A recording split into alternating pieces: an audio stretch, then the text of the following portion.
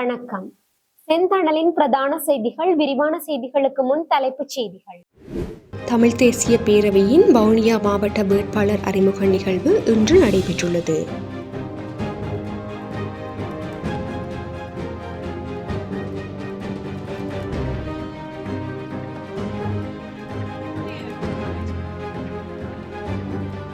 தற்போது வழங்கப்பட்டுள்ள சம்பள அதிகரிப்பு எம்மால் கோரப்பட்ட சம்பள அதிகரிப்பு அல்ல என ஜோசப் ஸ்டாலின் தெரிவித்துள்ளார்.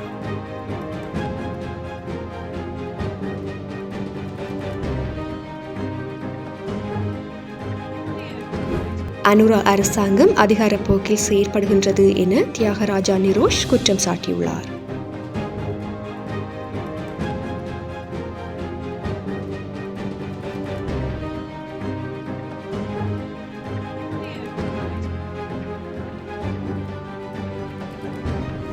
உள்ளூராட்சி மன்ற தேர்தல் திட்டமிட்டபடி மே மாதம் 6ஆம் நாள் நடைபெறும் என தேர்தல்கள் ஆணையாளர் நாயகம் தெரிவித்துள்ளார்.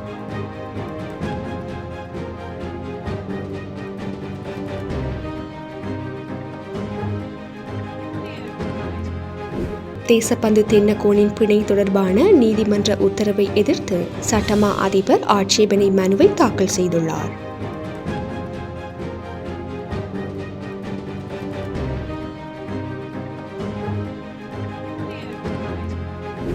வர்த்தக அமைச்சரை மோசடி வழக்கில் சந்தேக நபராக பெயரிட வேண்டும் என்பது குறித்த உத்தரவு ஜூன் 16ஆம் நாள் வழங்கப்பட உள்ளது.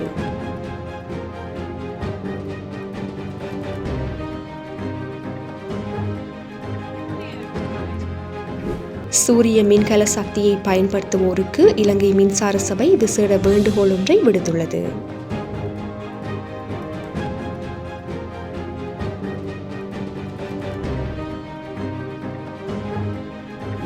கொழும்பில் துப்பாக்கிச்சூட்டு சம்பவம் ஒன்று இடம்பெற்றுள்ளது.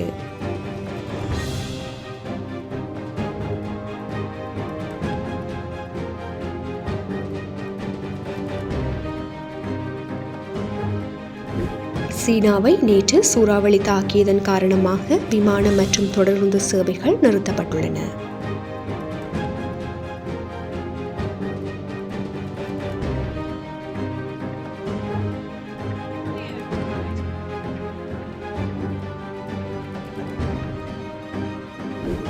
மியன்மாரில் இன்று நிலநடுக்கம் ஏற்பட்டுள்ளது. தொடர்பென விரிவான செய்திகள். தமிழ் தேசிய பேரவையின் வவுனியா மாவட்ட வேட்பாளர் அறிமுக நிகழ்வு இன்று நடைபெற்றுள்ளது. அகில இலங்கை தமிழ் காங்கிரசின் சைக்கிள் சின்னத்தில் தமிழ் தேசிய பேரவையாக போட்டியிடும் வவுனியா மாவட்ட உள்ளூராட்சி சபைக்கான வேட்பாளர் அறிமுக நிகழ்வு இன்று காலை 10 மணிக்கு வவுனியா பொங்கு தமிழ் தூபியில் நினைவு வணக்கத்துடன் ஆரம்பமாகி வவுனியா நகர சபை மண்டபத்தில் கூட்டம் நடைபெற்றுள்ளது. வவுனியா வடக்கு பிரதேச சபை வேட்பாளர் தமிழ்ச்செல்வன் தலைமையில் இந்த நிகழ்வு நடைபெற்றுள்ளது. இந்த நிகழ்வில் தமிழ் தேசிய மக்கள் முன்னணியின் தலைவர் கஜேந்திரகுமார் பொன்னம்பலம், முன்னணியின் பொதுச் செயலாளர் செல்வராசா கஜேந்திரன், முன்னணியின் வவுனியா மாவட்ட அமைப்பாளர் தவபாலன், தமிழ் தேசிய கட்சியின் தலைவர் ஸ்ரீகாந்தா, ஜனநாயக தமிழரசு கூட்டமைப்பின் உறுப்பினர் நாவலன் ஆகியோர் கலந்து கொண்டு சிறப்புரைகள் ஆற்றியிருந்தனர். தற்போது வழங்கப்பட்டுள்ள சம்பள அதிகரிப்பு எம்மால் கோரப்பட்ட சம்பள அதிகரிப்பு அல்ல என ஜோசப் ஸ்டாலின் தெரிவித்துள்ளார்.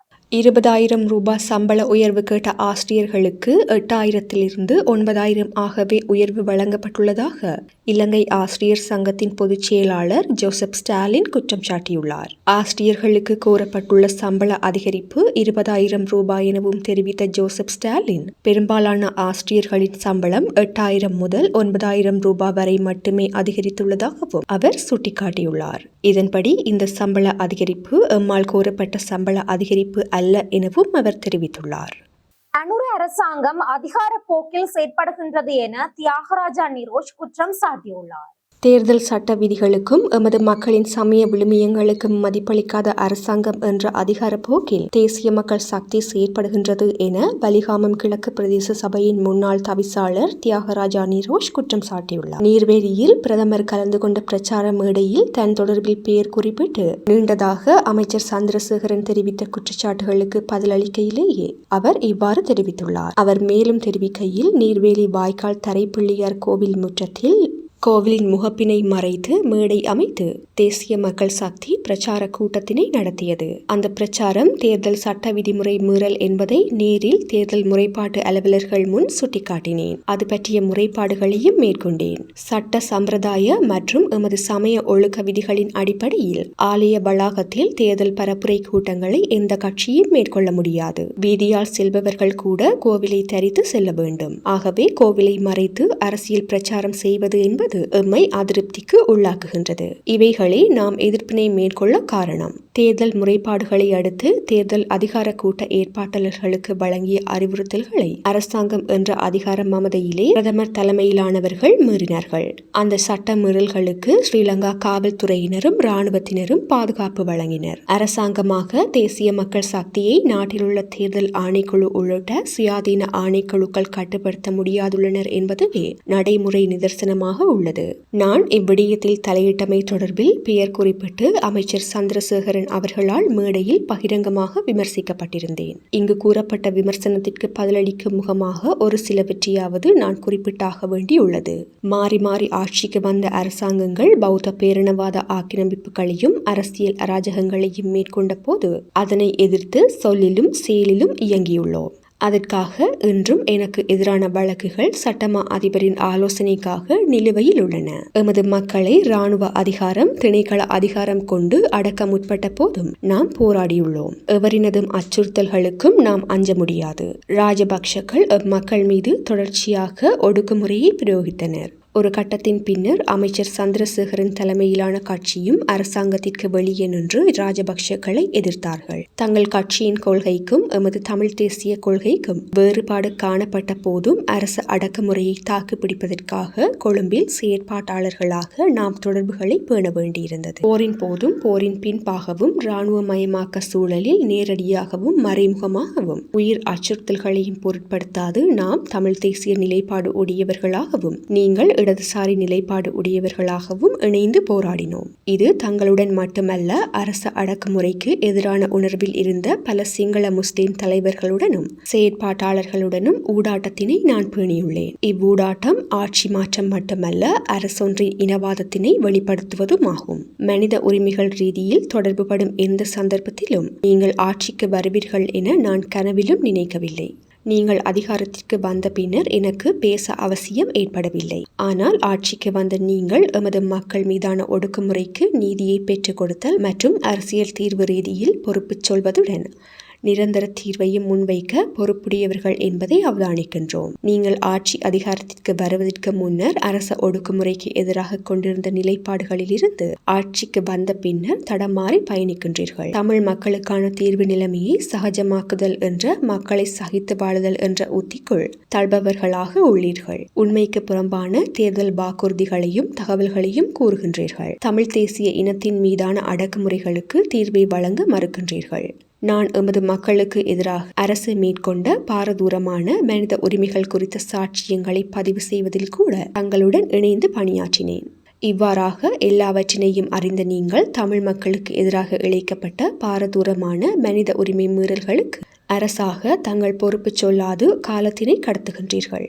அரச ஒடுக்குமுறைக்கு எதிரான உணர்வு எம்மை ஒரு புள்ளியில் அன்று அரசியலுக்கு அப்பால் இணைத்தது. அமைச்சர் சந்திரசேகரன் ஊடாக லலித் மற்றும் குகன் தோழர்களும் எனக்கு அறிமுகமாகினர். ஏன் ஜனாதிபதி அனுர கூட அரச ஒடுக்குமுறைக்கு எதிரான எதிர்ப்பு ஊடக பணி நிமித்தமாக தொடர்பில் இருந்தவர். வலிகாமம் கிழக்கில் ஆவரங்காலில் வைத்து அரச படைகளால் கடத்தப்பட்டமைக்கான நீதிமன்ற சாட்சியமாக முன்னாள் அமைச்சர் கெஹலிய ரம்புக்வல்ல உள்ளார். ஏன் இன்னும் நடவடிக்கை இல்லை? காணாமலாக்கப்படுதலின் படையினர் காட்டிக் கொடுக்கப்பட்டு விடுவார் என அரசாங்கம் அஞ்சுகின்றதா? காணாமலாக்கப்படுதலில் படையினர் காட்டிக் கொடுக்கப்பட்டு விடுவார் என அரசாங்கம் அஞ்சுகின்றதா? வரலாற்று ரீதியில் தமிழ் மக்களாகிய நாம் ஏமாற்றப்பட்டு விட்டோம். நீங்கள் இனவாதத்தை ஒழிப்பதாக சொன்னீர்கள். சட்டத்தின் ஆட்சியை ஏற்படுத்துவதாக சொன்னீர்கள். அரசு அடக்குமுறைக்கு முற்றுப்புள்ளி என்றீர்கள். பெரும் வெற்றியை சந்தித்துள்ள தங்கள் அரசாங்கம் இவற்றை செயற்பாட்டில் காட்டாது தற்போது செல்வாக்கு இழந்துள்ள நிலையில் அது பற்றி கேள்வி எழுப்பும் எம்மையும் எமது நடவடிக்கையினையும் குறைத்து மதிப்பிடக்கூடாது என வலிகாமம் கிழக்கு பிரதேச சபை முன்னாள் தவிசாளர் தியாகராஜா நிரோஷ் தெரிவித்துள்ளார். உள்ளூராட்சி மன்ற தேர்தல் திட்டமிட்டபடி மே மாதம் 6ஆம் நாள் நடைபெறும் என தேர்தல்கள் ஆணையாளர் நாயகம் தெரிவித்துள்ளார். திட்டமிட்டதற்கு அமைய மே மாதம் 6ஆம் நாள் உள்ளூராட்சி மன்ற தேர்தல் நடைபெறும் என தேர்தல்கள் ஆணையாளர் நாயகம் சமன் ஸ்ரீ ரத்நாயக்க தெரிவித்துள்ளார். உள்ளூராட்சி மன்ற தேர்தல் குறித்து நீதிமன்றம் வழங்கும் உத்தரவுகளுக்கு அமைய செயற்படுவதாகவும் அவர் தெரிவித்துள்ளார். உள்ளூராட்சி மன்ற தேர்தல் பணிகள் தொடர்பில் தெரிவிக்கும் போது அவர் இந்த விடயத்தை தெரிவித்துள்ளார். மேலும் தெரிவிக்கையில் உள்ளூராட்சி மன்ற தேர்தலுக்கான சகல பணிகளும் பூர்த்தியடைந்துள்ளன. தபால் மூல வாக்களிப்புக்கான வாக்காளர் அட்டைகள் தபால் திணைக்களத்திற்கு ஒப்படைக்கப்பட்டு அவை தற்போது விநியோகிக்கப்படுகின்றன. எதிர்வரும் வாரமளவில் உத்தியோகபூர்வ வாக்காளர் அட்டைகளை ஆணைக்குழுவுக்கு ஒப்படைப்பதாக அரசு அச்சக திணைக்களம் குறிப்பிட்டுள்ளது. திட்டமிட்ட வகையில் எதிர்வரும் 22, 23 மற்றும் 24 ஆகிய நாட்களில் தபால் மூல வாக்களிப்பு நடத்தப்படும். இந்த 3 நாட்களில் வாக்களிக்க தவறும் அரசு உத்தியோகத்தர்கள் 28 மற்றும் 29 ஆகிய 2 நாட்களில் மாவட்ட தெரிவத்தாட்சி அலுவலகத்தில் வாக்களிக்க முடியும். தபால் மூல வாக்களிப்புக்கு தகுதி பெற்றுள்ள அனைத்து அரச உத்தியோகத்தர்களும் தவறாமல் வாக்களிக்க வேண்டும். உள்ளூராட்சி மன்ற தேர்தல் குறித்து நீதிமன்றம் வழங்கும் உத்தரவுகளுக்கு அமைய செயற்படுகின்றோம். திட்டமிட்ட வகையில் எதிர்வரும் மாதம் 6ஆம் நாள் உள்ளூராட்சி மன்ற தேர்தல் வாக்கெடுப்பு நடத்தப்படும். நியாயமானதும் சுதந்திரமானதுமான வகையில் தேர்தலை நடத்துவதற்கு நாட்டு மக்கள் அனைவரும் ஒத்துழைப்பு வழங்க வேண்டும் எனவும் தெரிவித்துள்ளார். தேசபந்து தென்னகோனின் பிணை தொடர்பான நீதிமன்ற உத்தரவை எதிர்த்து சட்டமா அதிபர் ஆட்சேபனை மனுவை தாக்கல் செய்யவுள்ளார். இடைநீக்கம் செய்யப்பட்ட ஸ்ரீலங்கா காவல்துறை மா அதிபர் தேசபந்து தென்னகோனை பிணையில் செல்ல அனுமதிக்க மாத்தறை நீதவான் நீதிமன்றம் பிறப்பித்த உத்தரவை எதிர்த்து சட்டமா அதிபர் மாத்தறை மேல் நீதிமன்றத்தில் ஆட்சேபனை மனுவை தாக்கல் செய்ய உள்ளார். முன்னதாக மாத்தறை நீதவான் அருணபுத்ததாச கடந்த வியாழக்கிழமை தலா 1 மில்லியன் ரூபாய் மதிப்புள்ள 2 சரீர பிணைகளில் செல்ல தேசபந்து தென்னகோனுக்கு அனுமதி அளித்தார். எனினும் சட்டமா அதிபரின் சார்பில் முன்னிலையான மேலதிக மன்றாடியர் நாயகம் திலீப பீரிஸ் தேசபந்து தென்னகோனுக்கு பிணை வழங்குவதை கடுமையாக எதிர்த்தார். இடைநீக்கம் செய்யப்பட்ட அவர் கிட்டத்தட்ட 20 நாட்கள் கைது செய்வதை தவிர்த்து வந்ததாகவும் இந்த நேரத்தில் அவரை விடுவிப்பது அவருக்கு எதிரான விசாரணையை தடுக்கும் என்றும் ஏஎஸ்ஜி பீரிஸ் வலியுறுத்தினார். 2023 டிசம்பரில் வெலிகமவில் உள்ள விருந்தகத்திற்கு முன்னால் நடந்த துப்பாக்கிச் சூட்டு சம்பவம் தொடர்பாக நீதிமன்றத்தில் சரணடைந்த பின்னர் தென்னகோன் விளக்கமறியலில் வைக்கப்பட்டிருந்தார். இதற்கிடையில் வெலிகம துப்பாக்கிச் சூட்டில் கொல்லப்பட்ட கொழும்பு குற்றத்தடுப்பு அதிகாரியின் குடும்பத்திற்கு ஜனாதிபதி நிதியிலிருந்து 2.5 மில்லியன் ரூபாவை விடுவித்தமை தொடர்பாக முன்னாள் ஜனாதிபதி ரணில் விக்ரமசிங்கவிடம் வாக்குமூலம் பதிவு செய்யுமாறு குற்றப்புலனாய்வு துறையினருக்கு சட்டமா அதிபர் அறிவுறுத்தியுள்ளதாக தெரிவிக்கப்பட்டுள்ளது. வர்த்தக அமைச்சரை மோசடி வழக்கில் சந்தேக நபராக பெயரிட வேண்டும் என்பது குறித்த உத்தரவு ஜூன் 16ஆம் நாள் வழங்கப்பட உள்ளது.